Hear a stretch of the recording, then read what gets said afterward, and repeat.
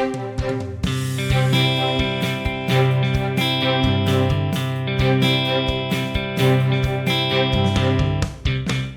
I'm County Executive Joe Parisi, and welcome back to the Dane County Podcast. Today we have what's going to be a very interesting show. I'm really excited to have two guests with us today. First, we're going to be speaking with Fabiola Hampton. Fabiola has been with Dane County government for over 25 years, and she currently heads up the first Office of Immigration Affairs. This is an office we created in Dane County government, and when we get into the conversation with Fabi, she can talk to us about how unique that is. We believe we were the first county government in the nation to do so, and we may still be the only. I know others are looking at this.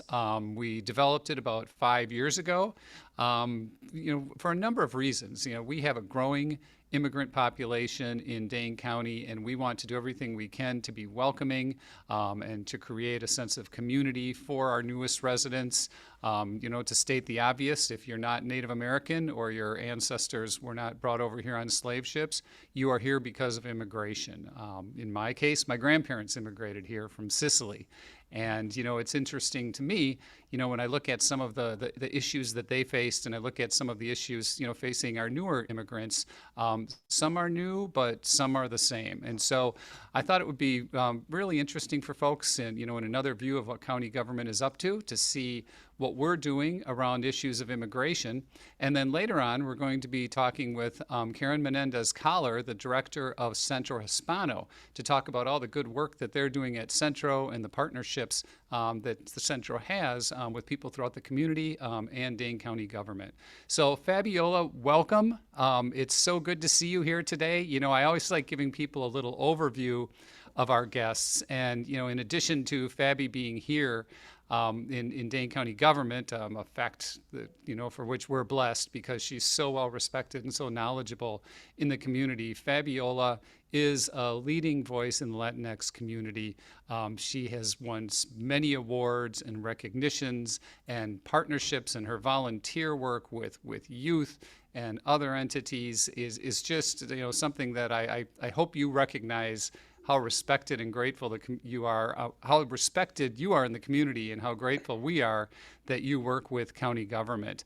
So without further ado, Fabi, welcome. And, could you maybe tell us a little bit about yourself? And then we could talk about, the Office of Immigration Affairs and, what you all do there, what some of the issues are that we're dealing with in the community.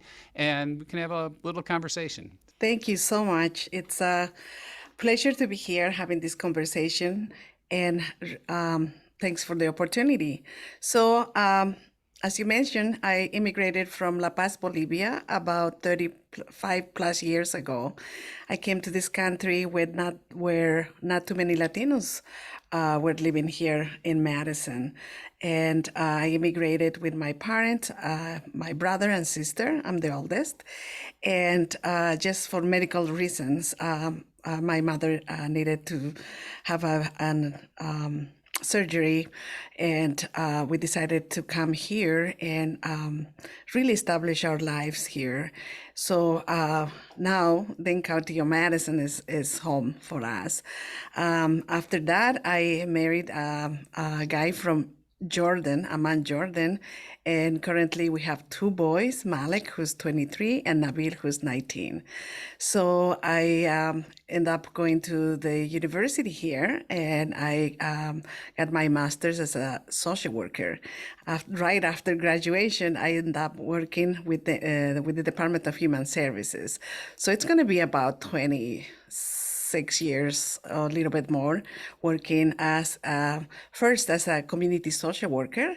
For 18 years, I did the Joining Forces for Families in the Darbo-Worthington area, and a job that I really, really loved and learned a lot, and really set me good grounds in how really to do community social work. And because, as you mentioned, I am Latina, speak Spanish, I end up working with a lot of the Latinx community. And so now I am here in this Immigration Affairs Office. As you know, we started at the end of 2017. And this is another passion of my life, having this job and working as the first immigration affairs supervisor. That's great, Fabi. So, Fabi, it's been interesting to see your career evolve, and as our community has changed and the national atmosphere has changed, the growing and changing needs, particularly within immigrant communities in Dane County. Could you talk a little bit about, from your point of view, why it was important that we established the Office of Immigration Affairs, and maybe what kind of issues people are dealing with, and how we're able to help them? Sure. I think it is very, very important for me to mention that I feel that, county governments such as, Dane County, or you leading as our county executive, saw the increasing need in our families that come to the Dane County Department of Human Services with lots of immigration needs. We have families that are just are immigrating, families that are here undocumented, families that are seeking asylum or refugee. And so whenever families will come, many of them with mixed status, maybe mom and dad are undocumented, but kids are already born here, or maybe, with all the DACA recipients, right? So a lot of things were coming. I think in the previous administration, we saw the increasing need of assistance, and that really needed to have this immigration legal component. I'm not an immigration attorney, I'm a social worker, but recognize those needs and having the support of my department saying we need to do something about the families that are coming and how can we help? We're not immigration attorneys, how can we connect them with these services? So that's basically, I think, the base of a lot of the work that we are doing today. As you know, I started as the immigration affairs specialist. So as a social worker, I had no idea what was I going into because, I knew, as an immigrant, it took me about 9 years to become a U.S. citizen. So I already walk, the steps or the ladder to become a U.S. citizen. But and also, I recognize all the needs out there, especially for our undocumented community. So I decided to apply for this job without knowing really what was there for us. And then we had, right after I took, I almost say I took office, right after I started as the only immigration affairs specialist, we had the ICE raid. And that really was open our eyes and how not ready we were when these things come. And, we had 4 days of terror here, ICE coming without really notifying our local law enforcement. So it was a surprise. And so that's when, with the support, as I say, of, management in my department, the county, really we decided, okay, this is not a job for one person. We need to establish, we need to have some more assistance here. And I, through my work as a community social worker for 18 years, I really had established a great network. I will work with many different agencies, especially nonprofit agencies. I will work with different people. So I had that base, but now the game was, okay, so what do I do with that?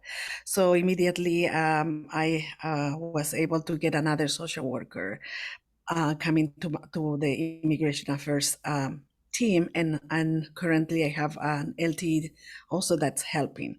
So I think at this time I really needed to see the big picture. Okay, what are we doing? So I'm a social worker. I don't know much about immigration, even though with my past experience. So I needed to go and reach out to a lot of immigration attorneys and a lot of our nonprofit agencies that had legal assistance or they have legal assistance, such as Centro Hispano, the Community Multicultural Center, JSS, Jewish Social Services. These agencies, SILC, the Community Immigration Law Center, all these nonprofits have small but now growing immigration assistance. So partner with them was a key for our office to establish this assistance. So what do we do? So right now, for example, we have established these connections with these agencies where if somebody comes to our office saying, okay, I need to adjust my status. Can you help us with that? And immediately we do those connections, with these nonprofits first. Immigration attorneys are it's expensive, it's time consuming and all of that. So we have a great pool of immigration private attorneys that sometimes take cases pro bono or low bono, what I call it, do payment plans and things like that. Joe, you have to understand that after the COVID, people didn't come out with extra money to spend in their immigration paperwork or applications. So the county really, gave us a budget and increased that budget right now, where we can help people paying for filing fees, people that do not have any means to pay for that. Just to give you an example, to renew your DACA, for example, is $495. And if we always suggest our clients to go and seek services for immigration attorneys or DOJ representatives, because we wanted them to do a good job in doing the paperwork. So if you go to an attorney, then not only you have to pay $495, but you have to pay attorney's fees, and that comes up between $500 to $1,000. So really, people are struggling financially and cannot move forward with that. After the pandemic, we are seeing a lot of people renewing their work permit, for example, and the backlog is so huge that we're working with the USCIS, with attorneys, and now we work with our Senator Tammy Baldwin's office to sometimes inquire about those applications. Why is it taking so long for this work permit to come? And without a work permit, you cannot work, right? So I think there is so much to our office that we are recognizing right now that it is very important not just connect people with legal resources or paying their fees, but we are seeing a lot of trauma after COVID. We are seeing, especially nowadays, everybody's watching the news. We have a lot of asylum seekers coming, and the asylum seekers get, once they go through a lot of stressors and traumas crossing and coming to our country. So they would need, assistance in their legal immigration papers, but at the same time, housing, food, the traumas they're bringing in. So it's a lot. So that's why it is very important for our office to partner with agencies that can provide the legal services. We're social workers, we can provide the case management. We wanted to have this holistic approach to help, not only with immigration. So we work with attorneys that, for example, they call us, they are like, okay, I wanted to do the paperwork. However, there's a lot of stuff that for this person that needs for us to move on. Let's say I'm applying, somebody's applying for a U visa. They need police reports. They need different things. So as social workers, we help the clients to do that because they are just overwhelmed with a lot of things that are going in their lives. On top of that, trying to get the police records. Immigrants, especially newcomers, they don't, navigate the system like we do. We even have issues that, doing our Zoom meetings and stuff like that, or putting applications online. I mean, you can imagine how hard it is. So we try to facilitate that so the attorneys don't spend a lot of time on doing the paperwork.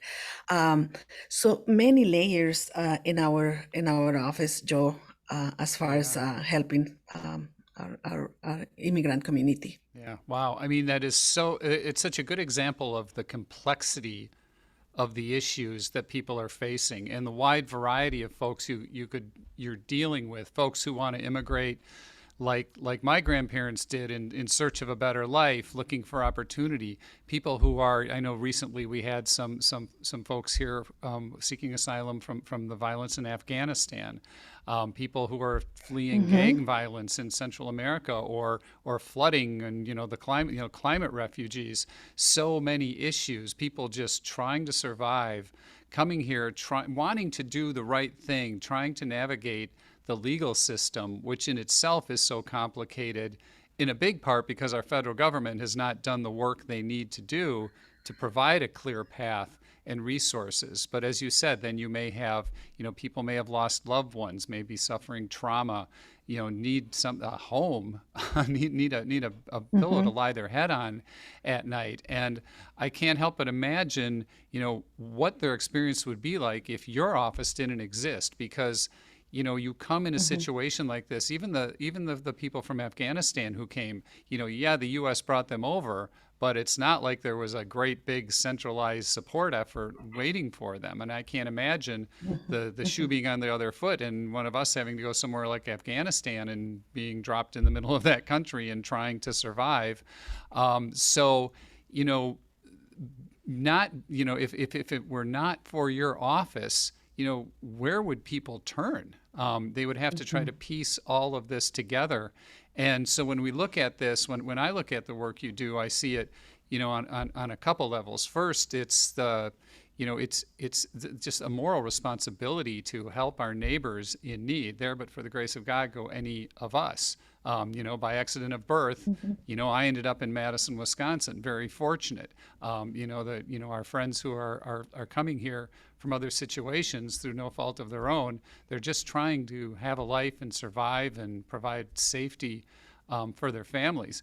And when I look at it from the selfish point of view, as what the United States needs right now, we need the kind of people who are coming here and immigrating and wanting to be part of this nation. We have a worker shortage, we can't fill our jobs, and we have people who want to get to work, who want to pay taxes, want to contribute to Social Security, want to be productive members of our society. And so, but even that path is made so challenging. So you have the situations that people come from, for whatever reason they're here. You have the needs they have just to survive once they get here. Then you have that whole legal side of how challenging it is. Even if you're welcomed as a refugee seeking asylum, it doesn't just end, as you mentioned, when you walk when you arrive in the country. Then they have that whole legal path to try to navigate. And I see your office is pulling that all together, helping to coordinate people. But my gosh, what a lot of work. I'm wondering, Fabi, if you could, if any examples come to mind, when I think back on the ICE raids and I think about the way that, the immigration debate has been weaponized, and there's just unfortunately so much hate that's out there, and, victim blaming, and trying to, by some people use immigrants as a way of, frightening people and trying to get ahead politically. And some of these ICE raids, I think, were, exactly that, trying to demonize people. And, could you talk about, I don't know if you have any examples of kind of how that impacts, in a real world basis, families where you may have children who were born in the States and parents who weren't, and are they able to stay together? What is the real life impact on those human beings? Joe, it is really sad that we have a broken immigration system in this country, as you know, and on top of that, to politicize, in the suffering of immigrants. It is sad to see that, right? So, for example, when we had the ICE raid, 83 people in Wisconsin were detained and 20 resident Dane County people were detained, and they were taken to the ICE detention. So from those 20 people, there are families left behind. So what in that instance, what we did was immediately connect with immigration attorneys, have kind of like a secret meeting with the families and children that are terrorized that, the loved one is in detention. So while the attorneys are explaining, okay, here's the thing, we're going to try to see what was the basis of this detention. We're going to work with them. Silk does do universal representation. As you know, Joe, here, if you commit a fault and you get in jail, by law, you have, they assign you a public defender. An immigration attorney, you don't have that right. If you don't have money to hire an immigration attorney to defend your case, you are out of luck. But we are so lucky in the county, we have SELC, the Community Immigration Law Center, that does that for free. So immediately at that time, we connected them with these amazing attorneys, and us, or myself, and many people that came to help us work with the families. Who's going to pay the rent if the head house or the breadwinner is in detention? And you don't know, right? If how long they're going to be detained. So how about schools and the kids and all of that? So as social workers, we're trained to work on that, doing whatever we can to meet their basic needs. So I'm just kind of putting an example on what happened. So after that, from the 20, I think about 5 got deported, but families stayed behind, and we're still working with them. Now, there were other detainees that were detained for, let's say, 2 years, 3 years. And when they were able to come out, you can imagine if you are away, if you take a vacation for a week, when you come back, or a month, you lose your job and whatever. So to readjusting them in the society, trying to find the jobs and still fighting their immigration situation, we need help. So a lot of these things happen day by day. You mentioned the Afghan families that were dropped, airlifted and dropped here. And okay, so we organize ourselves with JSS, with the resettlement agencies, and see how can we help. We have great collaboration with those many organizations that just opened those for refugees, then Sanctuary. I mean, many people came out and say, how can we help? So yes, it is a lot of work that we do in our office is connecting, but at the same time, we collectively help people. Recently, the war in Ukraine, right? So we have families that are reaching out our offices, trying to apply for some, humanitarian parole or asylum. So our office really works hard with this rate of private attorneys and nonprofit agencies to sort of, embrace them and then provide all the assistance we can.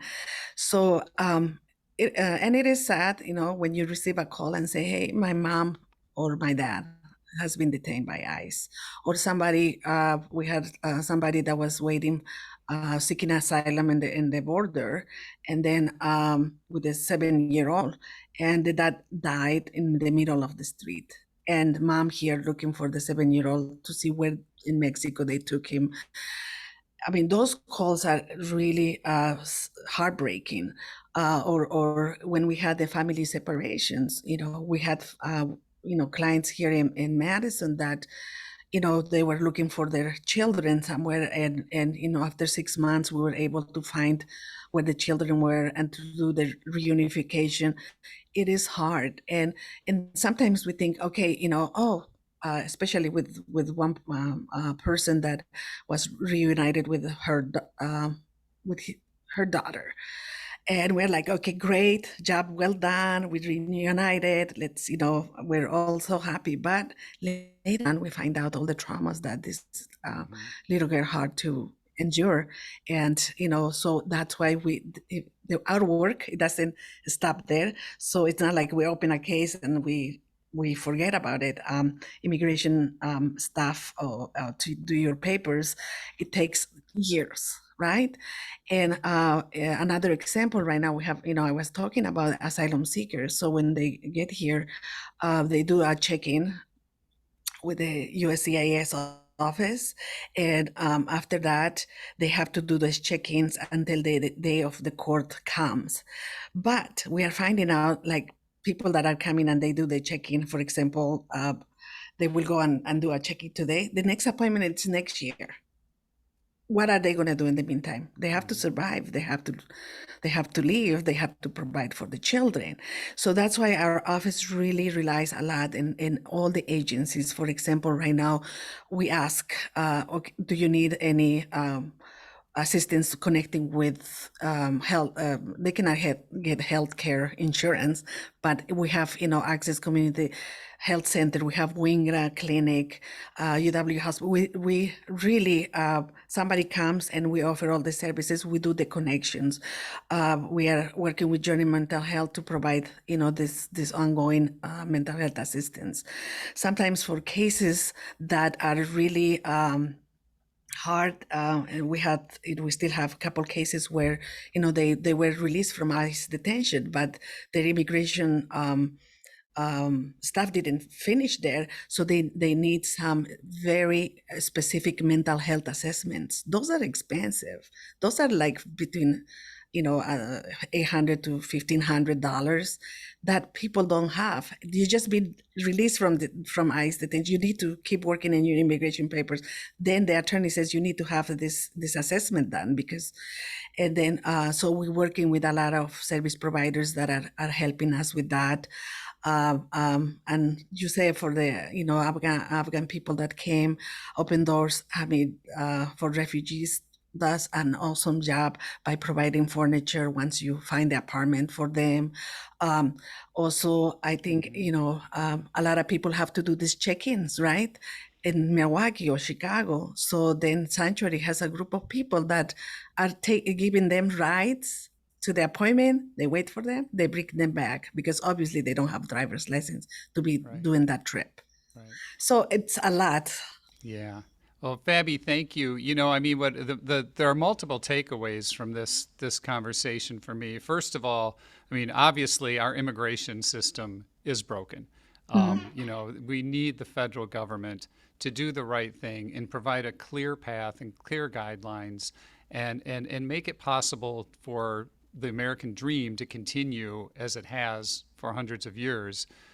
Because in my opinion, that's what makes our nation strong. We need various perspectives and various life experiences and the wisdom and the different problem solving skills that people growing up in different situations can bring to the table if we're going to continue to be a strong nation.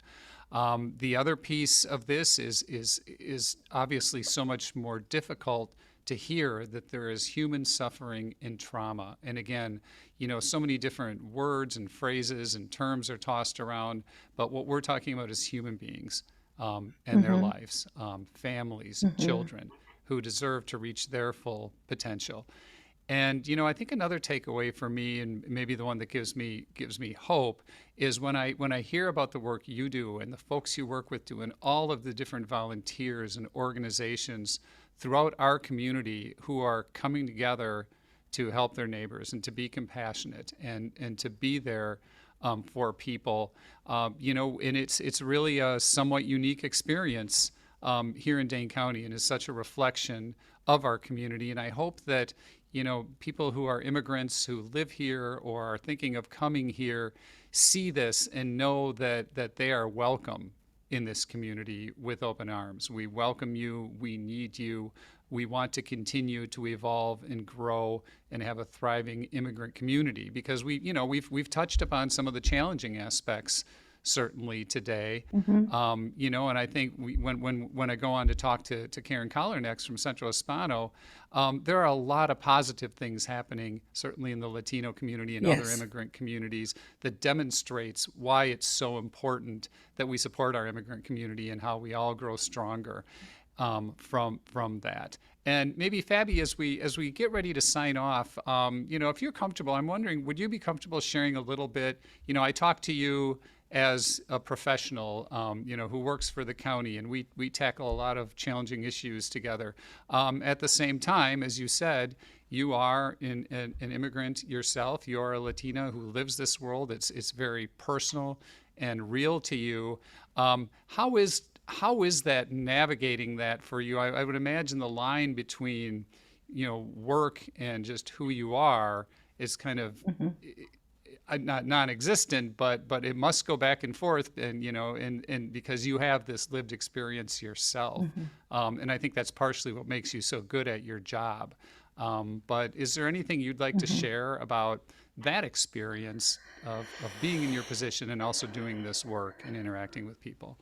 I think, Joe, we always talk about, why don't you walk in their shoes? That's the say, right?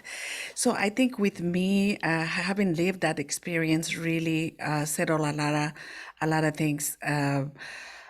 As far as when I meet with clients, it could be clients. We have clients, people that we work with from Gambia, from different countries, and I think once they see an immigrant person like myself, I also have a full-time social worker, Yesenia Villalpando. She's bilingual from Mexico. So I think it is sort of this non-spoken sort of trust that exists when we work. And at the same time, we're lucky to live in Dane County, seriously, because we have so many people that are so pro-immigrant, and organizations that do amazing job. And I find myself all the time doing trainings and really talking about what it is. Not too many people know. Every day it's something new with immigration. I don't know. There are so difficult cases that come. But by doing presentations and training, and by people calling and saying, what does this mean? How is this? I think it's we are moving to that stage where people are recognizing right now. It's in our backyard. A war started in Ukraine, and we see that every day in the media. But how can we help as a community this population in crisis? So I think. And sometimes it will be hard for other people to understand, oh, here's another immigrant like myself trying to do this advocacy, but I always find ways in which we can talk.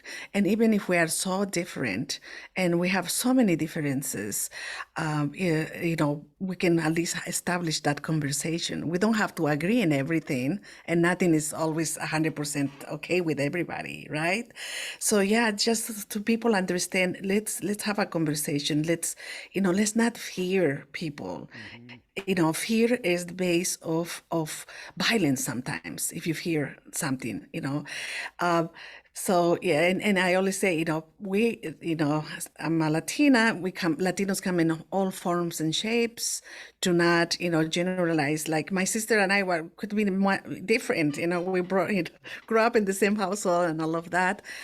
But I think, yeah, it's. I feel that just talking to service providers or people, regular people, if I get questions asked about how did I come, who am I am more than happy to talk. I work with the immigrant community, and I kind of, I don't know everything. I don't know how it is coming as an asylum seeker. I came, with a visa or whatever, but I empathize. And even if you are not in my shoes, just empathize, understand, and ask questions. I think that's what we need to do.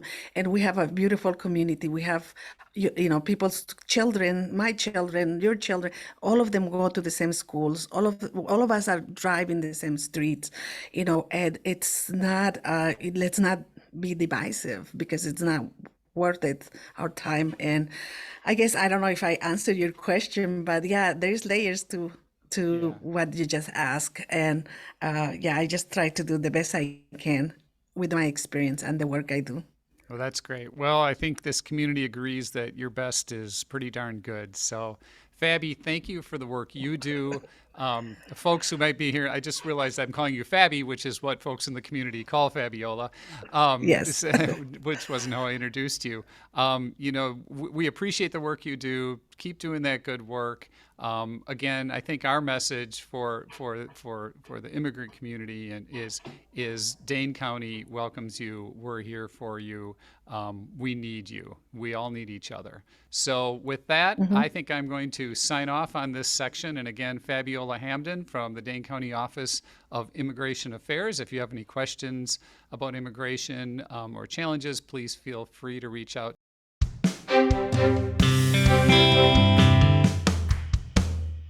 My next guest is Karen Menendez-Collar, who is the Executive Director of Centro Hispano in Madison and Dane County. We're really excited to have Karen with us today. Karen's a great partner, one of my favorite people to work with. She just has brought so much to this community, and what a time to be a Latino leader in Dane County, because there sure is a lot going on. And we're going to talk about some of that today with Karen. Karen, welcome. Hi, Joe. Nice to see you. It's so great to be on Likewise. this show. Oh, thanks for being here. So, Karen, I thought maybe it'd be nice just to start out for the folks who don't know you, or even those who do. Could you tell us a little bit about your background and your journey to where you are today as the head of Centro Hispano? Yeah, I like to talk about my journey because I feel like it doesn't fit a specific box. And that's the message that I always like to get out to the young people that we work with at Centro or to our community. I'm originally from El Salvador.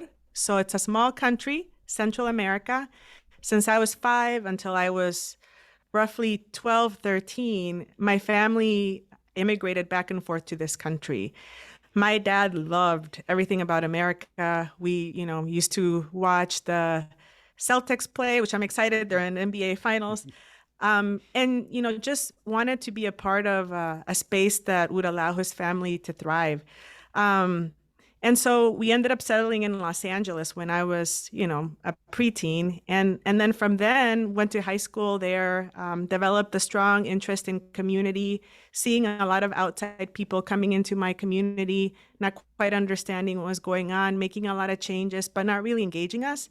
So I knew that I wanted to do something to change how that dynamic worked and in neighborhoods across this country. I met my now husband out in Baltimore when I was getting my public health degree. I have a PhD in public health, which gives me a lot of knowledge to bring back to the table, although I think my practical expertise is actually what I rely on the most. And we ended up in Wisconsin, and I'm really proud to be here in Dane County with everything that's going on and with the partnerships that we have with you and the county. That's great. Well, we're glad that you all found your way here, because I know your husband also is a local pediatrician and a really good guy who contributes a lot to the community. So it's really good to have you and your family here. And you've been here a while now. How did you find your way to Centro? Oh my gosh, that's a funny story. At the time, I was going to take a position in obstetrics and gynecology at UW-Madison. I was doing some research at UCLA, working on adolescent health, well-being, the role of schools. And then when we moved here, actually, on a whim, saw that there was an interview for an executive director position at Centro. I knew I wanted to engage with community, that's the bread and butter of what I've always done.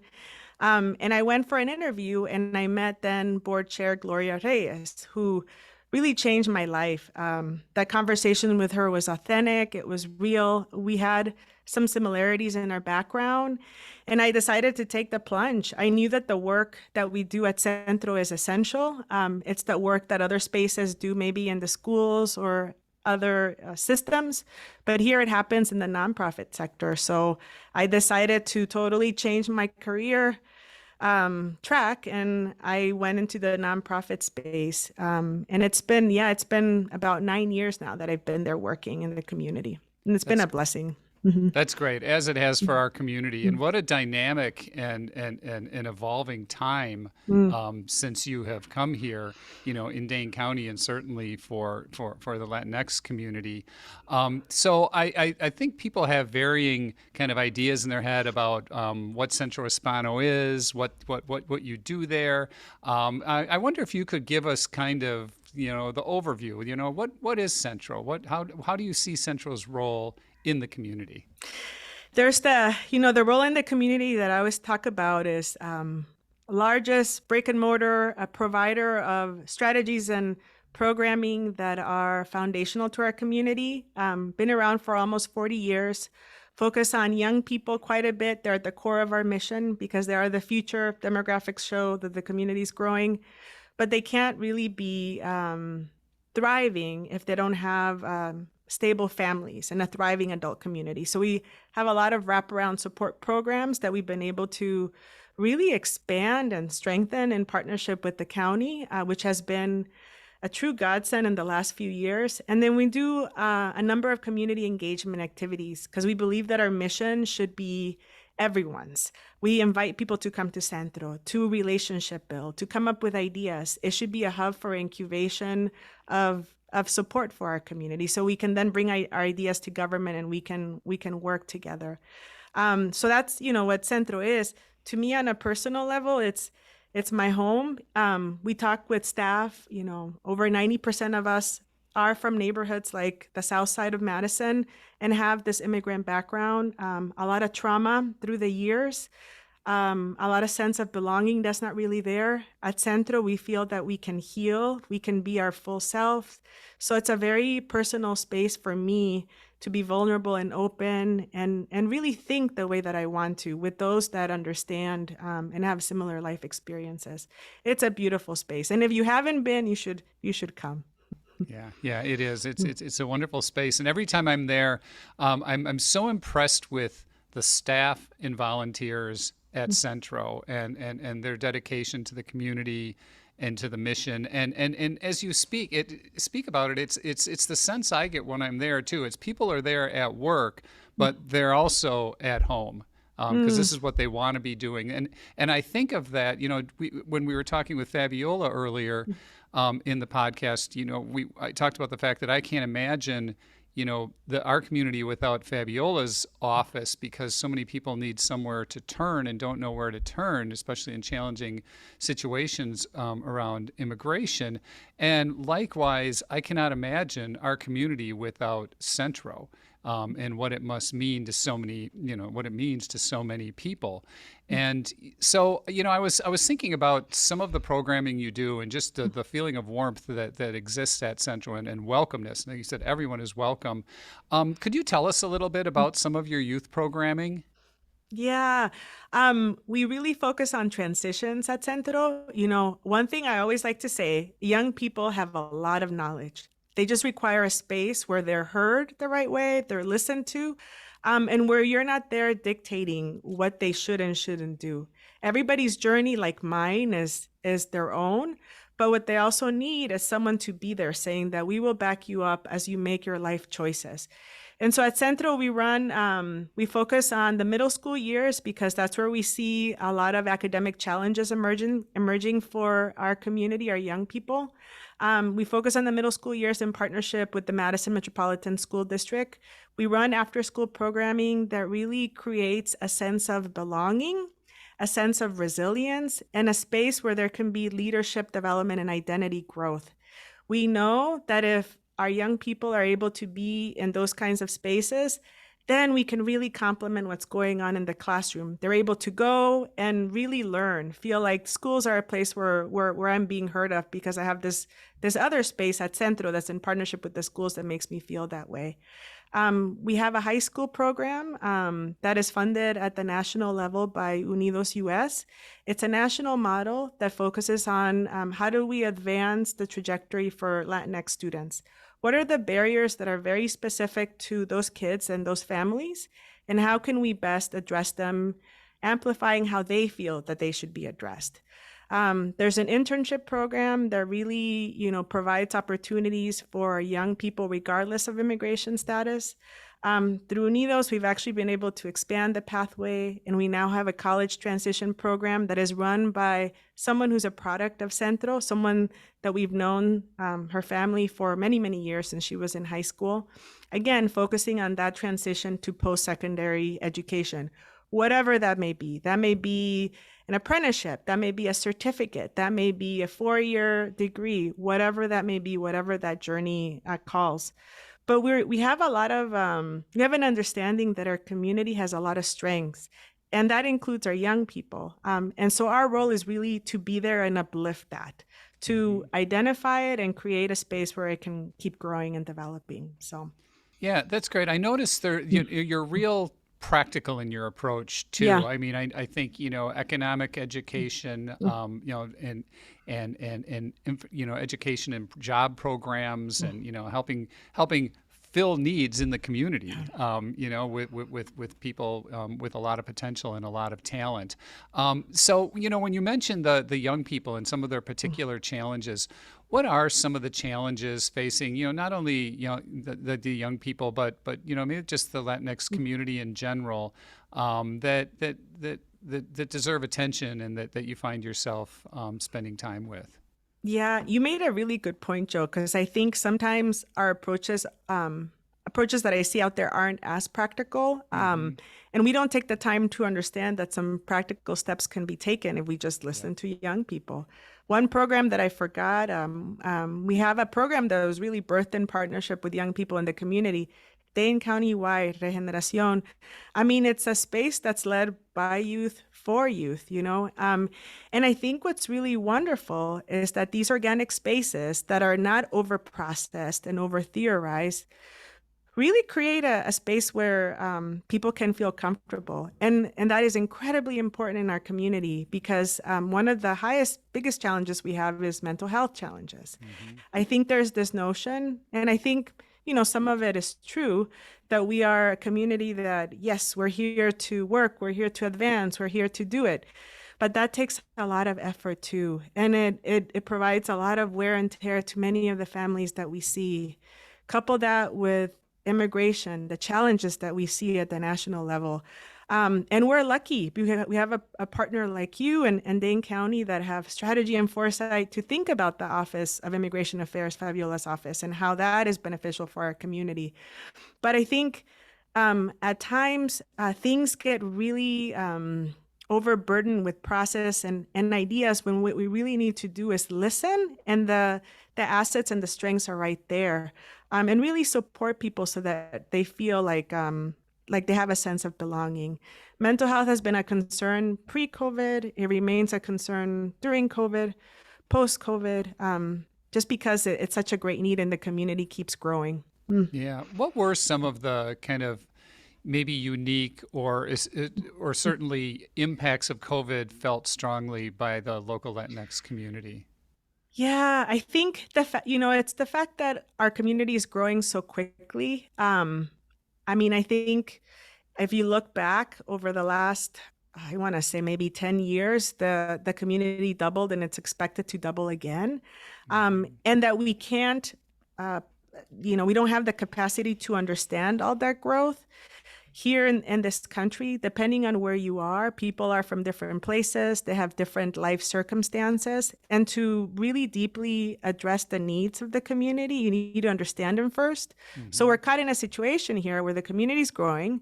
We're trying to understand each other, and then we're also trying to support. So that's a big challenge and something that you can't achieve on your own. That's why these partnerships and collaborations are really, really important. Right. Yeah. And I think as a testament to your work, to the effectiveness of Centro and that growing need, we are seeing people across this community come together to support your latest major initiative, which is a capital campaign for a new space for Centro. Would you like to give us a little overview of that, what you're planning on doing and how it's going?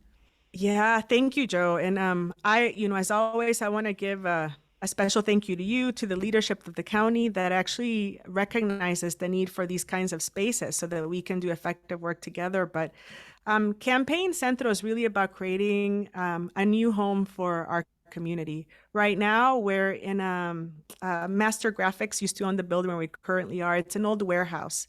The majority of our space is actually for storage, but we've tripled the kinds of programs that we do over the last 10 years. So the goal is to raise $15 million so that we can have an appropriate home that really protects the needs of our community. And it's also a space, I like to call it a space of purpose, because every single program that we do is based on community voice, has a purpose. And then we can bring that purpose up to Dane County or other government partners so that we can create real changes in the community. We can keep doing that. So that's what the campaign is about. It's also about seeding some critical funds that we need for the structure of Centro. This is an agency that has history of being very grassroots. It was founded at the time when we were getting Cuban refugees into the area, and we continue to react to the needs of the community. But we need more capacity, more structure, a sense of an organization that allows us to do the work. So some of the funds will be used to drive that as well. And I'm excited because it's a really, important time in South Madison. And I think there's a lot of growth that's happening. And if we're able to really strengthen the organizations that are there, we can, collaborate even more and do things even better for the future. So how is the capital campaign going, and do you have a projected kind of breaking ground date, or are you on a schedule yet that you can share? Yeah, our hope is that we can break ground this fall. I just wrapped up actually a campaign meeting where this is a labor of love with our partners at EUA and at Findorf. So the hope is that we break ground in the fall and then open next fall when we turn 40. Wow. To celebrate the dreams of Hilda and our founders and the strength of this organization. The wonderful thing is that we're staying on the south side and hoping to be even closer to one of the local schools there in the area. Mm-hmm. Yeah, it is amazing when you put it in that context. 40 years is a long time, but it's not a long time when you look at the humble beginnings of Centro to the institution really that the organization is now in the community, and then when it moves into the new building, we're just so fortunate, as someone in my position, that we have an organization like Centro. Again, I can't imagine us without it. Karen, how has the when we look at the challenges and all the practical work you try to do and in various areas, and that you do in various areas, obviously, and how does the national atmosphere right now and the state of, the unfortunate state of how differences are debated and the politics of today, how does that impact your work and the people you serve? It's significant. I mean, there are policies in place that make us feel like we don't really are a part of this country, and I think it brings up a lot of trauma and hurt because of our own life story. Right. I mentioned my father loved this country, and when policies are in place that really make you feel as an other, it's extra hard to do the work. Yeah. And I think that's why this campaign is so important. Because this campaign is not only about me, about Centro, it's about our community. And for there to be a space where there can be healing, where regardless of what anybody says, there will always be a place for hope. And, anybody who goes into Centro now recognizes that we approach the work in a very collective way. We don't believe in the sense of you need to cross a border at a certain time or by a certain age to be categorized in a certain category. Everybody there is part of this community and part of this country and really wanting to grow and thrive. And there's significant amount of joy that's there. I think about, the immigration work that we do with Favi, tremendously challenging work because the system barriers that are put in place are so significant. That's probably one of the greatest challenge that we have right now. And I think recognizing it that is important and significant would be huge for our community, would be huge for allowing us to feel like we're part of the narrative of this country. I think, when I talk to the young people, that's where I know that things will change in the future, because their sense of hope and resilience is right there. It's front and center. Mm-hmm. So we have to just be there to support them and their families so that they can make it through and they can be in more powerful positions to make the necessary changes that we need. Yeah, I second that. When I spend time with young people today, across the spectrum, I walk away so energized and so full of hope when I see the potential in young people today who are kind of looking around at the world they inherited and saying, "Nuh-uh, this is not it."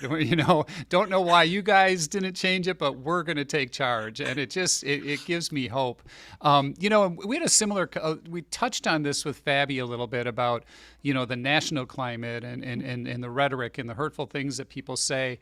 And, one of the things that, our message, not just certainly from myself and Dane County government, but as you said, we're seeing this from across the Dane County community with all of the different entities and people and organizations rallying around Centro and your latest project, that the immigrant community, the Latinx community, is welcome in Dane County, and we need each other. You're here, you bring talent, you bring perspective. You are part of this community. And, unfortunately, history repeats itself. I mentioned when we were talking to Fabi a little bit, my grandparents immigrated here from Sicily, and they lived in what was referred to as the Green Bush in Madison, down on Park Street. And it was the Park Street, Regent, and then down the south side, because that's the only place in town Italians were allowed to live. Italians, African Americans, and Jewish people had to live in the Green Bush. The KKK marched down there. There was a lot of prejudice. And so it's hard to see history repeating itself. But my family persevered. My grandparents didn't speak English. They weren't U.S. citizens. And their grandson is the county executive today. And, that makes me proud. And so I think of those young people who you're working with. I look at the work that's being done today and how strong the local Latinx community is in Dane County. And if other people aren't going to be welcoming somewhere, that's their problem. And they're the ones who are going to pay the price with the lost talent and the lost potential and the lost strength that a diverse community brings. So it's always great to be able to remind people that if you are here, we're glad. If you want to come here, we're even more glad. So come on in. This is a welcoming community. So when we look at our as you said, our newer and older generations of immigrants, what do you see now at this point in kind of our nation's and specifically our community's history, kind of the greatest need right now for people who you work with? I feel like, and we maybe touched on it a little bit, but it's that need to see the full holistic picture. That I'll give you an example. We do a scholarship program at Centro every year, where we really award scholarships to young people and stay with them until they finish their journey. That's their journey, whatever journey they pick. So understanding that when you have conversations with young people about wealth and the future, they're actually thinking very much about their families, how they need to make it kind of what you were saying, Joe, because their parents and, their hopes and dreams and all of that. And on the family side, we have a Latinas in Savings initiative that we've begun looking at wealth building for women, because we see a lot of more women at Centro that are thinking about getting into the workspace, but they've been traditionally moms. So what does that mean? What does that mean for my identity? So seeing the holistic picture of our community right now as we emerge from COVID is so essential, like connecting the dots, that we need to be counted, we need to be in the data, yes, but also we need to understand each other and we need to have relationships with one another. So I know that you understand me, and Centro doesn't always need to be at the table because, well, in this case, I know the county executive has our community's back, but that is the case with everybody. So there's a lot of things that we're grappling right now. Housing has always been an issue, and it just continues to be because it's such a crisis in our country. But just having bilingual, bicultural services in different spaces, the mental health space as well, all those things will come because I firmly believe that we're doing things as we're growing. But what needs to come most essential is the relationship building. Because if you don't understand that what happens to the young people, that young person is also connected to a parent, and what that happens to the parent is connected to a young person, we're not going to be able to create the kind of change that is essential for our communities to heal. So I hope that as we're reacting, and we're all trying to move forward and all of that, that we take a moment also to breathe. And that's the beauty of the campaign for me. This will be a space where my staff hopefully will have a chance to breathe, because there'll be the right structure at Centro where they can think and they can connect those dots.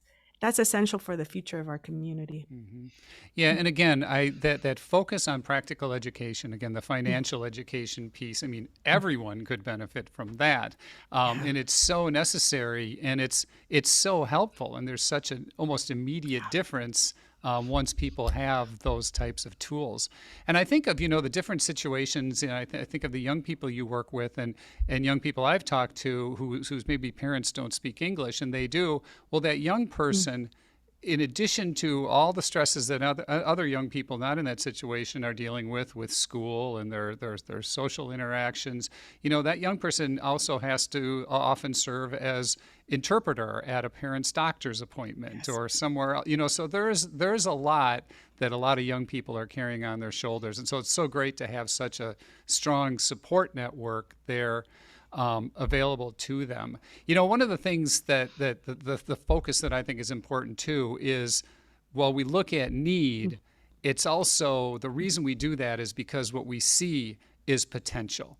Yes. And so I'm curious, because you obviously live this every day. When we look at the young people, but not just the young people, where do you see our Latinx community when you look at potential, and what this community can be and will be if we continue to come together? It's amazing. I'm glad that you brought that forward, Joe, because it's very true. What's lacking is a sense of I can do this, and I have a voice and I need to share this. But the stories are endless. Every time I see someone in our youth program speak, majority of our staff now in our youth programs emerge from the community. They were part of our youth programs, and to see their maturity, their voice in different meetings with corporate partners, speaking about the community, the potential is already there. An amazing story just happened. One of the core pieces of Centro is leadership development. We focus significantly on that because we know that the potential is already there and the assets are there. Around 4 years ago, we started working with a group of women around leadership and voice development, computer classes, all sorts of different practical tools. They themselves then decided to incubate into a cooperative. They're a cooperative doulas, Latinx Indigenous women, Roots for Change. This past weekend, Roots for Change moved out of Centro and now has their own business on East Washington. Wow. That is, the potential was always there. All we did was provided exactly what our vision says, the tools to thrive. We didn't come in with an agenda and all formulated. The potential is there, and we just need to be there. What do you need? What's going on? And things will flow from there. So I just see it all the time. And I always tell myself, just be patient, just listen, just connect the dots, and know that if you provide the space and try to move some things forward, yes, everything will move in the right direction. Because our community is here and the community wants to stay here. They wouldn't have come here if they didn't love this country like my family did.